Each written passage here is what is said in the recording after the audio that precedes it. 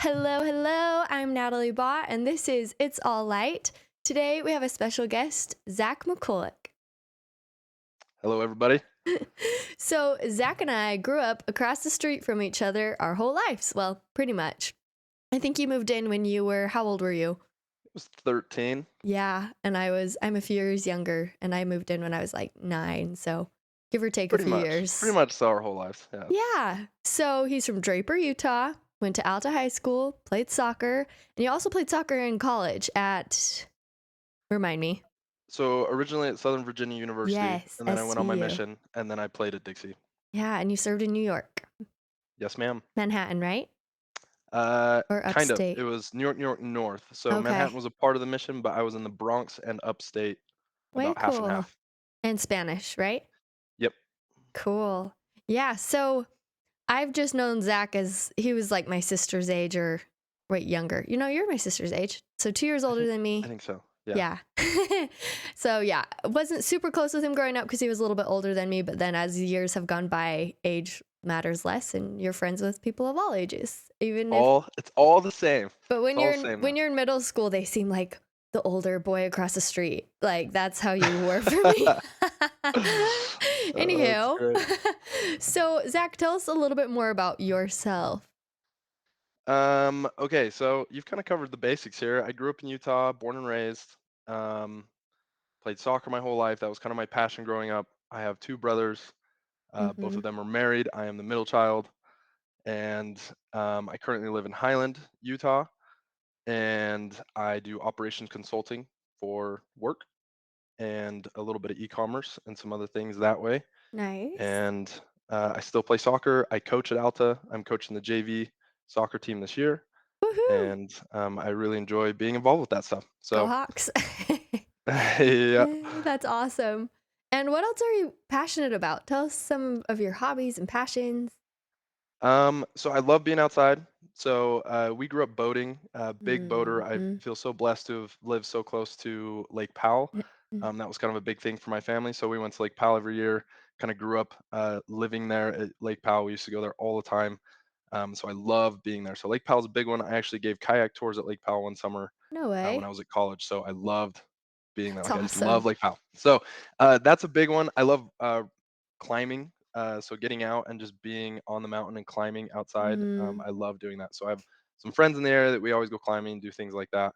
it's a Um, rush. it is a rush. But Yes, and I think that's luckily, partially why I like it. I get my rush from running up and down the mountain instead of climbing it because climbing is fun, but I just get so stressed out if I don't know what to do, especially outdoor climbing. It freaks me out. Even though I know I'm safe, I just am like, I have no idea where to put my hands. But anyways, Right, I know, and I'm top. the same way. And every time I get up there, and every time I'm lead Mm-mm. climbing, and I'm about to fall off, I'm like, why do I Oh, do this? But lead. it's I so have fun. never Yeah, so led fun. climb. Dang. Okay, So. what else? Tell us more. Um, so that's, I mean, as far as like hobbies and things like that go, I mean, I love building relationships with people, and I mean, we're going to talk a little bit about this today. But as far as value-driven behavior goes, I kind of had a whole journey on my mental health journey and figuring out how things work for Mm, me. yeah. And a big piece of that that came out of that was choosing to live my values and not be governed by fear. And so that's Mm, it just kind of becomes interesting. your passion. Not that you necessarily wanted it to be that way, but because I spent so much time doing it and working on it, that time and effort put into something, I think starts to build that passion over time. And Totally. I think that same way about soccer and all these things, because I absolutely love soccer, but I've put so many hours into that sport and working so Yeah. hard at it that it makes me love it that much more. And I think it's very much that way Mhm. with our passions and where we're at in our life. Totally. We watched a video at work and it was super interesting because it was kind of like the opposite of what I've been taught about passion. It was kind of anti passion, but still passion, just helping us rethink about it. And it was saying like sometimes the connotation with passion is like you have to know what you're passionate about and let that drive your life. And if you're not working in your passion, what are you doing? And that negative connotation. But then it was saying really your passion is just the energy you're putting towards something and where are you focusing your life. And you can have many passions depending where you dedicate your time. So even if you're not playing soccer every day, you're still passionate about it, but right now you're focusing on other things and building those passions. Yeah, I love that. I 100% agree with that just because I feel like the idea of if you're not in your passion, what are you doing? It takes Yeah. all your ownership and agency away. Mhm. And I want to be able to have ownership and make the decisions in my life. So, Yeah. totally, I think it's all about what you choose to do. Yeah, and I feel like sometimes for me, I get caught up in thinking, okay, like I know I'm a specific person with a specific personality, therefore there's like a specific purpose for me to live in my life. And I think you can pull bits and pieces of that through many different things you put your energy into. And through that you build that personality, you build the purpose in your life by focusing on these things that are important to you. And I think with that, going with that is we don't really know sometimes what our passion is. I think Oh, totally. sometimes when we were growing up, it's like, oh, if you don't know that you want to be a doctor, then what are you doing? Or like if you don't know exactly what you Mhm. want to do, then what, you don't have it figured out, quote unquote. And I don't think that Yeah. that's the case. I think it's totally an exploration and a journey and just being curious and open to, hey, maybe I might like this, maybe I don't, but I don't know until I go try it. Yeah. And until I try it, then I can maybe check it out and see if it's yeah, I liked climbing this particular mountain, or I get to the top of it and I'm like, you know what, that Mm, actually isn't for me. I'm gonna go climb the other one. Like I want to yeah. go do this stuff instead. Totally. I feel like people should start reminding college students like you're probably not going to totally do what your major is or like it's just always different and you get out of college thinking you know you're going to have it all figured out cuz you just went through the school. But like you get out and you're like, "Okay, now what? Like what do I want to do? What kind of job do I want? How do I want to work?" Yes. And then even in the career field, you're like, "Oh, is this what I want?" And then you just like keep moving and growing and changing till you find what I feel like passion is parallel with like what you are so good at naturally, and then when you kind of combine the two, it's like magic, Yes. if And I could I love say. that. Yeah. Totally. So, a value driven life, what does that look like? Um, so as far as the values go, is it's deciding those things that we want to do in our lives, and going and just doing them. And Hmm. it sounds really simple, but I think especially in our day and age with all the electronics and information and data overload and all these things that are kind of coming at us, there seems to be a paralysis of like anxiety and depression and Oh yeah. other mental health things that come up in our lives that are very real issues. Hmm. And I think a lot of times we're turning to the next thing that's just going to finally fix us. Like we're finally going to figure it out. And this is across the board. It's like, hey, I'm finally going to figure out my career. Hey, I'm finally going to figure out Mm. my mental health. Hey, I'm finally going to figure out this one thing that's finally going to fix everything. And Oh, that kind of, interesting. you got the stuff where people are like, hey, the get rich quick stuff. If it's maybe, sounds too good to be true, it probably is, kind of a thing. Okay. Um, so I think it's this whole idea of instead of looking for the next thing to finally be better, it's seeing yourself as good and worthy and better right now Ooh. and going and doing the things that you want to do. So that applies to dating, to careers, to relationships with our family and friends. What in what areas are we holding back because we think there's still something we need to get? Ooh. And so it's putting our values in place and saying, hey, I value building good relationships with people. And even though I don't want to go to this, maybe this work banquet, or like, I don't want to go on this date because I'm anxious, or I don't want to go take this responsibility because, I don't know. I feel uncertain about it. It's going and doing it anyways while having any thought or feeling. So I can feel anxious, I can feel depressed, I can feel all these difficult feelings and still go and do and build the things that I want to do. And it's so interesting that as we do that, on the other side of that is all the things that we want, but instead of just going and doing it, we try to control it and get it all fixed right now before we Huh. go do it. And I think we've got a little bit backwards. Ooh, that is so interesting. I love that thought. When you first started talking, a thought came to my mind. So we did this like discover strength seminar at work on Friday. And Okay. one thing they mentioned, so we focused on our color code, our love language, and then our PAEI, which is kind of like some it's like a thing, but then our work like made its own thing. Anyways, about your work Okay. style. But the last one was strengths, and they were talking about like if a kid brings home a report card They have an A in science, an A in English, a C in history, but an F in chemistry. Which one do you think the parent is going to focus on? Straight to the F, I would assume, Yep, right? yeah, straight to the F. And it was like 77% of parents went to the F. So it's like our whole lives we're kind of taught about to focus on our weaknesses, focus what we're not doing right. But if we Mm, flip that and focus on what we're doing well at, we get better at that and it propels us further. And then from there, I feel like our strengths, once focused on, can help tackle those weaknesses. So, like you were saying, we do kind of have it backwards in what you were saying, but like in so many other things, we have to rewire our brains. And so, like the big takeaway was 80% should be focused on your strengths and 20% should be focused on your weaknesses. I love that. So I feel Yeah, like that applies to just going out and doing things and like recognizing that you are already capable. I love that you said that because you are and you have it in you. And if you just do it, then you can see more of where you could go. totally. What do you Yeah, think? What are your thoughts? I think so too. I mean, I think it's this idea of getting versus getting versus giving. Mm. So in any particular situation, just asking myself the question, what am I trying to get here? And how could I switch that to how can I give? Mm, In a lot of situations, we find that in um, like our relationships with family or friends or dating relationships or anything like that. It's like, what am I trying to get from this that I mm, don't already have?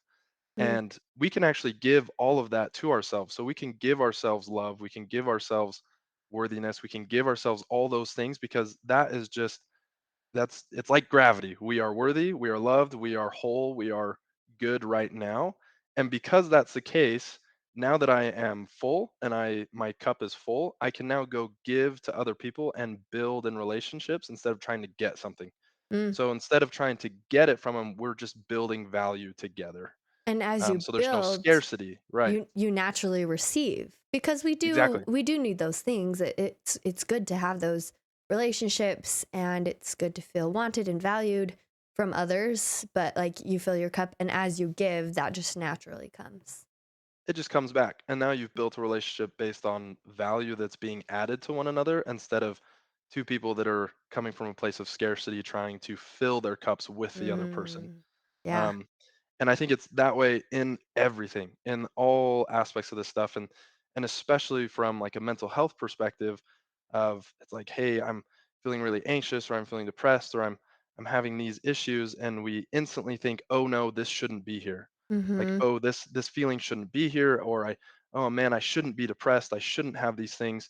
And we immediately get into these shoulds, and now we're back in like this fix it mode of like, what Mm, do I need to do to fix this? Like now I'm coming from scarcity, and yeah. instead I found it so much more useful to just say, hey, I'm feeling all this, and I can see that, Mhm. and I see all the thoughts that are coming and all this stuff, and it's really difficult right now, but what are the values? Because that's what's going to pull me up and over that Mm, uncertainty curve. So I've got all this uncertainty going on in my life, all these different things that are going on, and I've already chosen my values. I've chosen the things that I want to do, and in any given moment, I can choose those values and go do those with any thought or feeling. And I mm, think that has helped move me away from getting stuck in this place of like playing small and kind of playing in a place where it's like, oh, I still need to fix this stuff. Like I yeah. still don't feel like I'm quite good enough to go do this stuff, or like, Hmm. oh, I'm struggling here or there.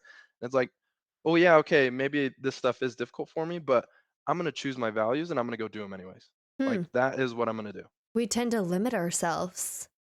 Yeah. Yeah, I had a roommate once and she taught us a lesson in Relief Society and she like at the end gave us some affirmations, 3 affirmations to say every day. And one was, I think I am loved. One was I will not stand in my way. And then I forgot the third one, but I love just like thinking I'm not going to stand in my way. Like, yeah, I might have anxiety, I might have depression, I might be struggling with certain things, but like when you choose to take an action versus sit in your thoughts, it just always works out better, I think. Like, just go for a walk or meditate, which I've been doing more this year, and I've really seen it help me have clearer thoughts, help me understand myself better. And when I get into an anxious situation, I can just like remember, oh yeah, I know how to breathe, you know? Yeah. Yeah. Yeah, So that's right. Breathe, breathe, right. yeah, it really goes a long way. But I want to go back to what you were saying about if you know your values and then you go and do them, then that makes all the difference. So backing up to, how do you know what your values are, and how have you built those in your life, and what are they? Yeah, good question. So, I think initially I have an idea of like what my values are, and I started with those. But as I kind of started approaching life and my mental health, uh, just everything in general, honestly, a little bit differently, it started becoming a little bit more curious around. As I was starting to try and live those values, I saw things that were potentially not serving me, that weren't useful. Hmm. And if those took me to a place where I didn't want to be, I could say, hey, um, maybe this was a value that I thought I wanted, and it feels so like, so important to me, Mhm. but it's taking me somewhere where I don't want to go. So the fruit of what is happening here is not good. So if I want Huh. something different, then I need to be curious about, hey, maybe I'm wrong about this and the way that I'm thinking Mm. about this, and Mhm. be open to exploring and adventuring with that kind of that feeling. Like if when you go on a trip or you're going to adventure some new hike or whatever, you don't know what's on the other end of the hike.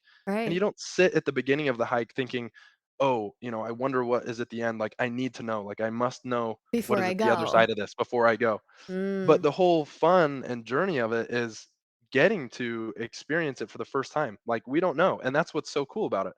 But for some reason, it's really hard to translate that over to Mhm. our experience with our lives and like Mhm. learning new things, because we're Totally. always like, oh, I have to know. And Yeah. so I take that same approach with my values. It's like, hey, these are values that I think are important to me. Um, and as I've been doing that, I'm like, hey, actually, this one's going to change a little bit. Like this one's, I want to try this one, and I'm going to get curious around it, and I'm going to work on being open to letting go of that other one. And that is so difficult because when there's Hmm. things that we've been grown, we've been thinking our whole lives or whatever, it feels really wrong when we do something different than that. It's like, whoa, whoa, whoa. Your brain's like, whoa, what are you doing, Yeah. bro? Like, this isn't right. Like, this is wrong. You shouldn't do this. But that's where sticking to that value that you've chosen is so important, because now there's going to be all this uncertainty because you're changing. And whenever we try to change something, whether it's in ourselves or in a company or all this stuff, people experience a level of uncertainty that goes up. So all those difficult thoughts, all those things saying, hey, maybe you shouldn't go this way, all that stuff, that all gets stronger. But as you continue to choose that value over and over and over again, you can start to explore that and your brain starts to release a little bit. It's like, oh, this isn't a threat. This isn't wrong. This isn't bad. And then Hmm. we start to rewire and learn new things. And I think that's probably the most difficult part of choosing and directing your values is you make changes that your brain kind of throws up stuff that's like, hey, I don't know about this. And you're Mhm. like, I'm going to do it anyways. Yeah. Because I want to be curious and I want to be open to it. Our brain hates pain and hates discomfort. Yet Yes. that is where, like, our soul, our body and our spirit kind of grow together, is that I've been trying to do those cold plunges, and it Ah, really yes. is uncomfortable. I've done 2, but I kinda wanna do it, like, every other day, just go sit in the tub. And I scream at first, and then finally you just kinda sit there and you're like, "Yeah, I'm still freezing, but I can talk, I can just, chill for a few minutes." But it's learning how to just manage discomfort. And it's Yes, not like that discomfort goes away. Like, I'm still freezing by the end of the 3 minutes. Like, I'm still so cold.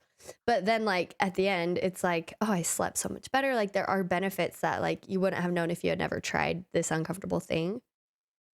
But, totally. yeah, I have another And ev question f oh, go ahead, go Yeah, ahead. go ahead.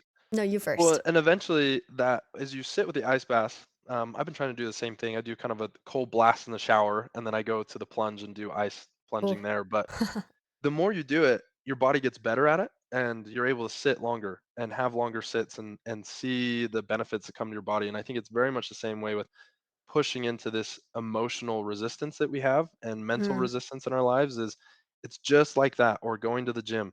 You have to lift heavy weights that you almost can't lift. You end up dropping them because Yeah. you're trying to push yourself, and you're Mhm. like, wow, that was really hard and I pushed to failure.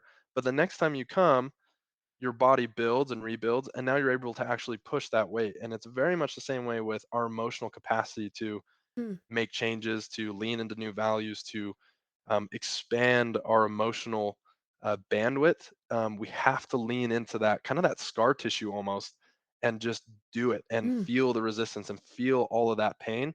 and keep going in a way that's healthy, of course, but choosing a way that's, you can let that anxiety and all that stuff come up and still make changes where your brain is kind of freaking out. And eventually it kind of starts to, hey, oh, this is okay. Yeah. And then the next time you do it, you can go a little bit further, you can push it a little bit further, all that kind of thing.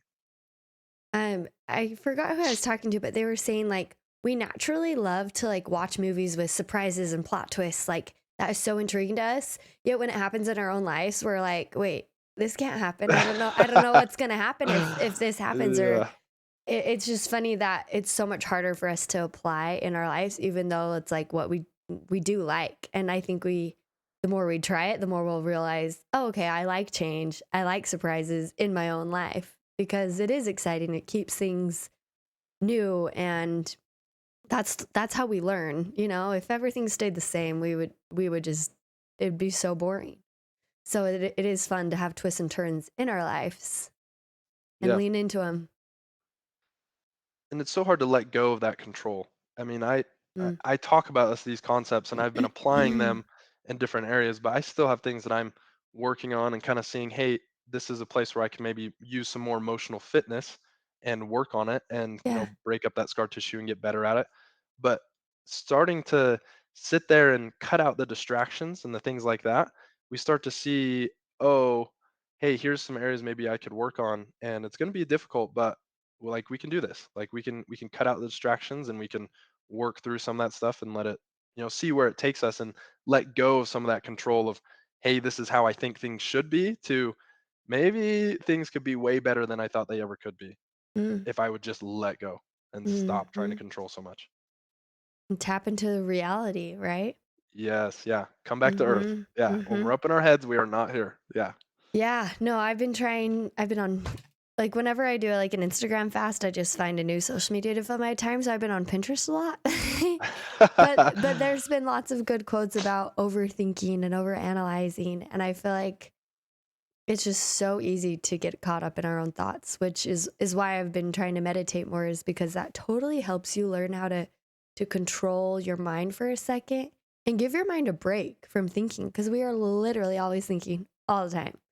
And And it's like so this overworked employee. I mean, the brain is working so hard for for us, like real. so hard it wants to help, and we just debate and we debate and we debate. Uh-huh. And when you take that work away, this ragged employee that's just been run into the gutter is like, "Hey, like, what are you doing? Like, all I know is you just, working me to death." And so it kind of freaks out a little bit when you try to meditate. When we first Mhm. start getting into this stuff, it's like, Yeah. wow, this is really hard. But what you're doing is just slowing the brain down. It's like it doesn't know anything else. It doesn't know any better Mhm. because we've always just pushed it into thinking and thinking and Yeah. thinking. It's true.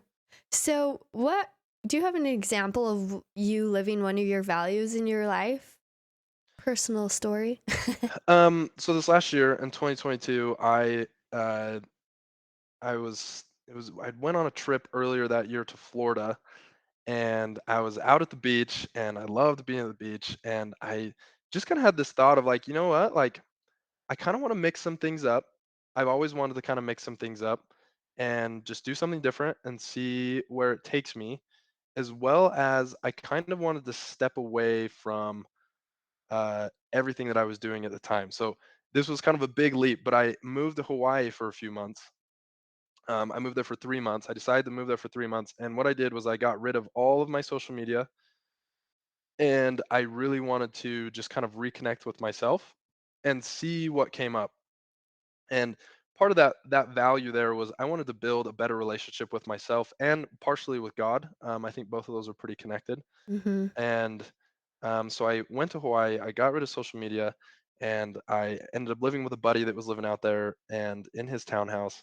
And it was a wild experience. Everyone, when they're like, "Oh, you moved to Hawaii, like that's so cool." And I'm like, "Yeah, it was cool, but it put me in such an uncomfortable place with the living circumstances were not near as nice as what I was used to living to in Utah."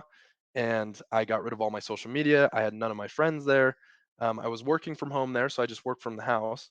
But I noticed that it brought up all these really difficult feelings and thoughts. Like it was wild. It brought up all these things that I'd kind of just been suppressing with, social media or whatever distractions we have, watching Mhm. Netflix or what all this stuff. I just realized that whenever things got uncomfortable or thoughts came up, I was like, oh, I'll just, open up my phone and I'll just scroll through Pinterest, or I'll scroll through, Mhm. Instagram or whatever it is. Oh, yeah. And over this 3-month time, there was a few things that came up for me, and one of them was I found myself reacting in fear to the way I was living my religion. And so I noticed that all of my actions were Mm, based on this idea that if I didn't do my part, that I was going to be punished. And it's not like I hadn't heard otherwise, that, God loves you all the time and all these things, but I hadn't really mhm, understood that concept. I was still operating from a place of scarcity and like, oh, like I haven't done enough to be good enough or worthy enough or sufficient enough for God to love me. And as didn't have all these distractions and I would go to the beach and stuff, I had some very difficult feelings come up. I had a lot of guilt come up. I had a lot of shame come up. I had a lot of anxiety come up. I had a lot of just really all the stuff you really don't want to feel and think. Like it was mhm, all coming up. And as I sat there and I was like, "Okay, well, I don't want to go back to living the way that I've been living. The way that I have reacted to these kinds of feelings and thoughts in the past hasn't moved my life forward in any way that I want to." So I mm, decided while I was out there, I was like, "Hey, I'm going to refuse to live from a place of fear on my relationship with God, and I want that to be from a place of love all the time." And so whenever mm, thoughts and feelings came up that I felt were pushing me from a place of fear, where I was like, "Whoa, I don't want this to happen," and I would feel this urge to like go control it, or "Oh, I need mm, to go talk to someone," or "Oh, I need to go do this," or "I need to go do that." I wouldn't do it.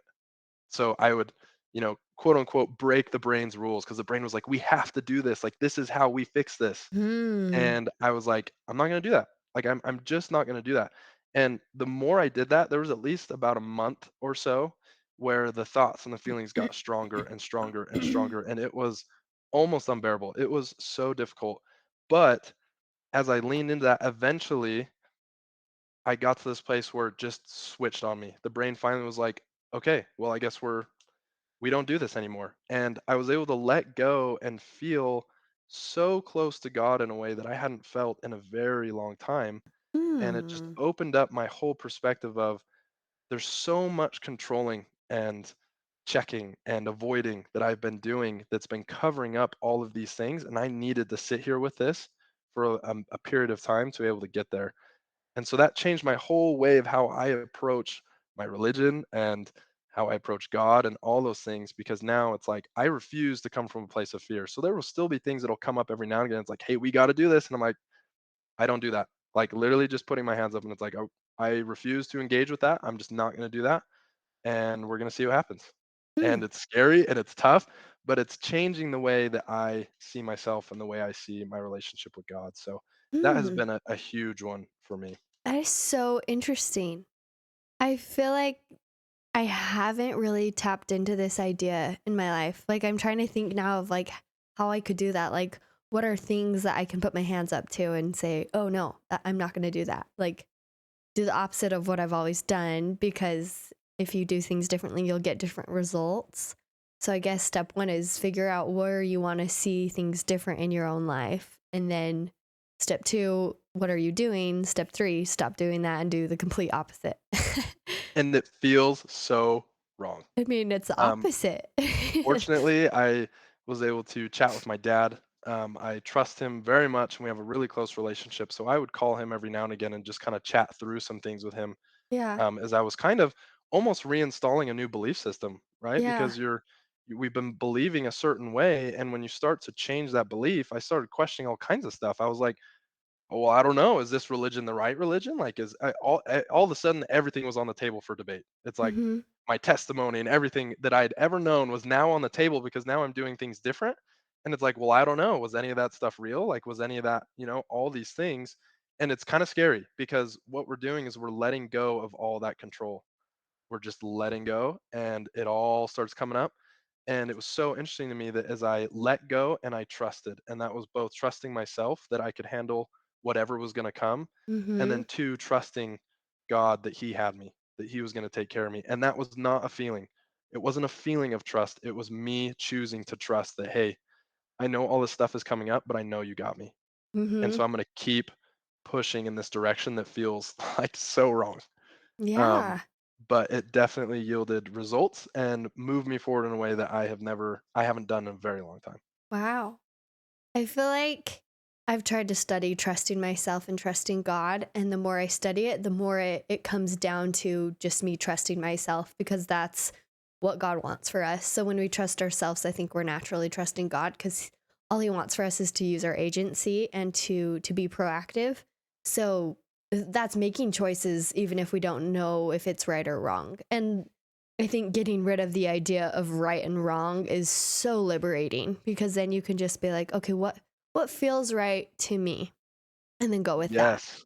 But Yeah, totally. but because we've been taught and built up in certain cultures and ideas, I like that you kind of went on this journey of kind of taking it all away to then see where you kind of were maybe drawn to naturally, but it didn't feel natural because you've been trained otherwise. So then you had to get rid of that and try something new.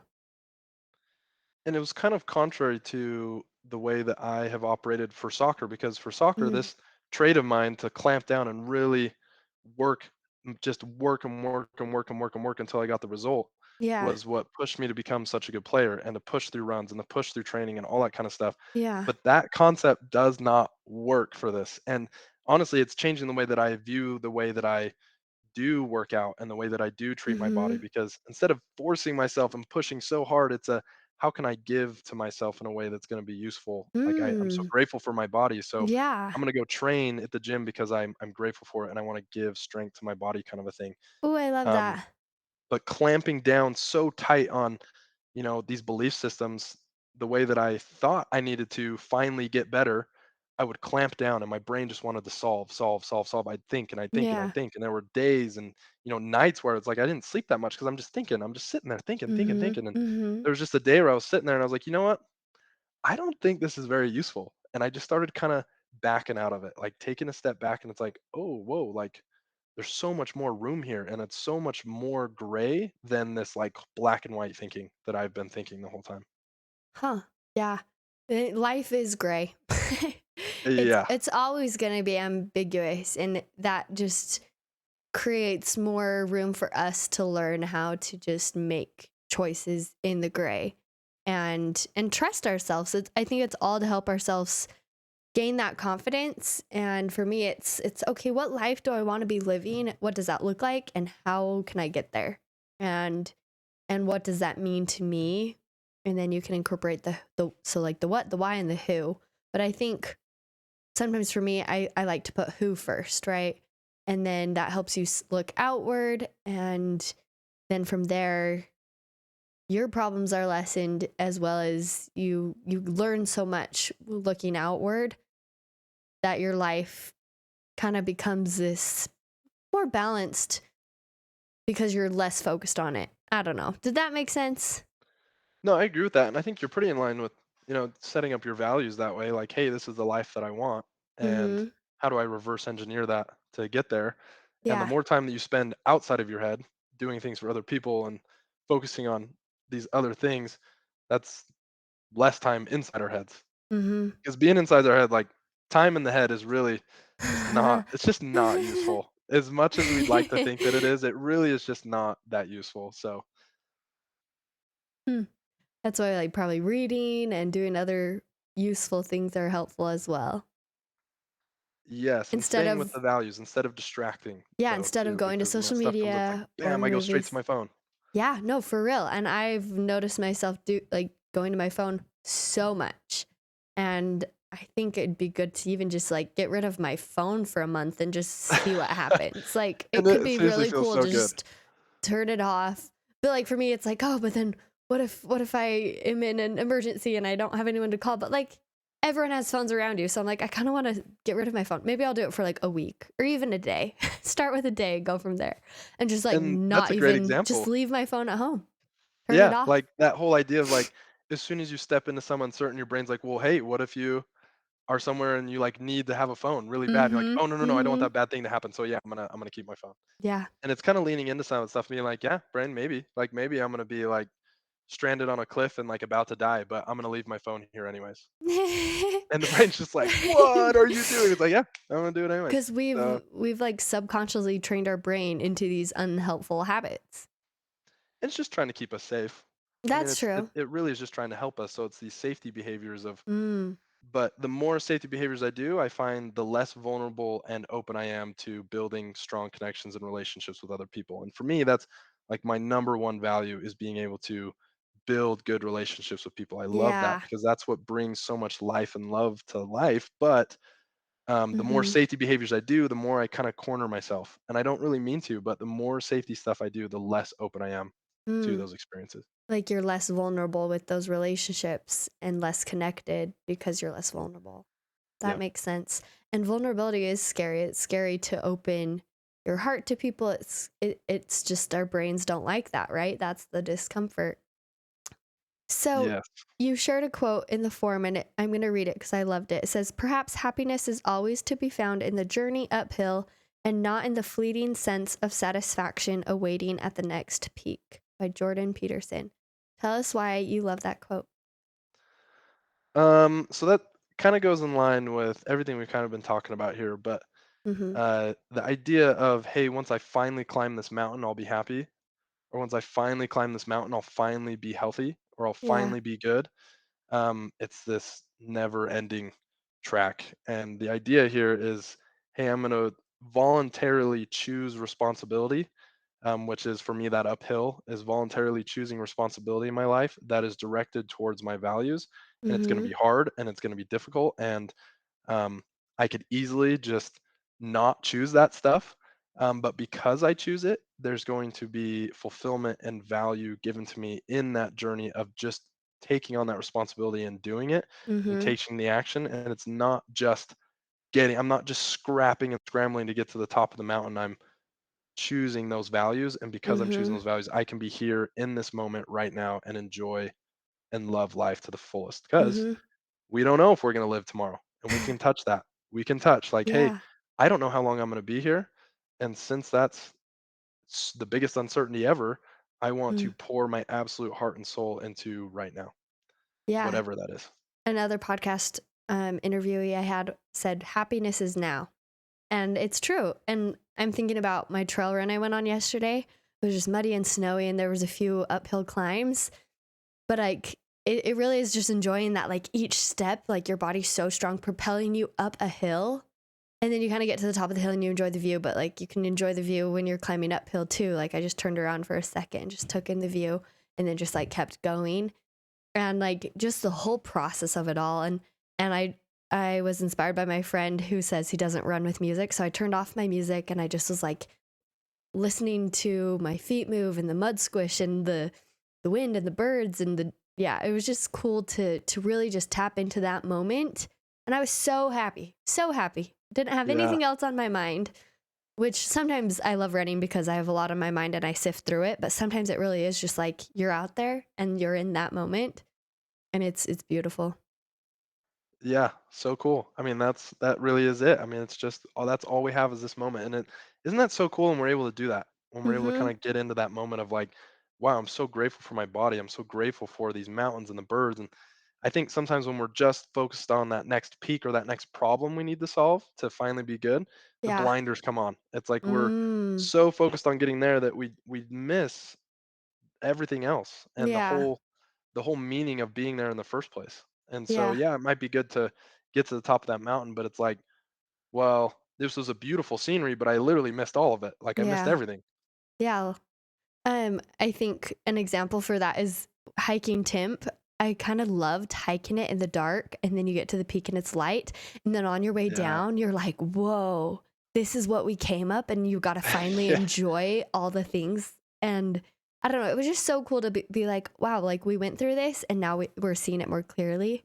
And then I also hiked it in the daytime for the whole time, and it was still just as cool just to see around you, and the process of it is so fun.